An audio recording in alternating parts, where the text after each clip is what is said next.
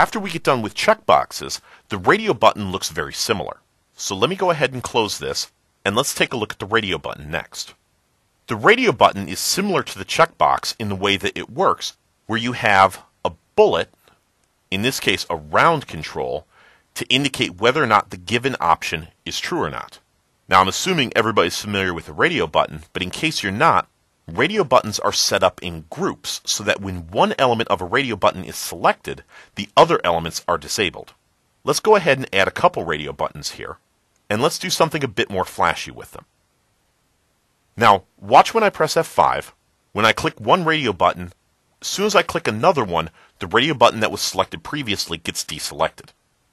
I'm going to select these three radio buttons, copy them, and paste them, and drag these radio buttons over to the side.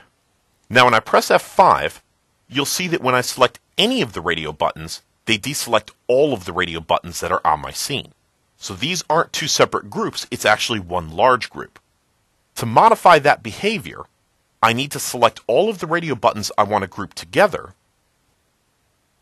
and in the Property Inspector, set their group name.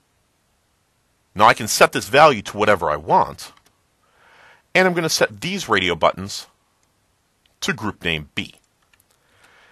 Remember, whenever I have multiple elements selected, any changes that I make in the Property Inspector are made to all of the selected elements. So now when I press F5, you'll see that I can have one radio button on the left selected and one on the right. When I modify the right behavior, it only affects its group, and I can modify the left behavior. Okay, now let's go ahead and actually make this something a little bit fancier. I'm going to go into my radio button, and I'm going to edit its template. Now I'm going to create an empty template, and I'm going to call this a 3D radio button. Okay, I've got my empty template here.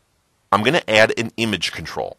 Now remember, back when we were doing the word game, we used the image control to create a cheap and easy 3D control. Let's go ahead and put one in now. The image control is still in the asset library, and it's one of the advanced controls, so it's easier to search for it here.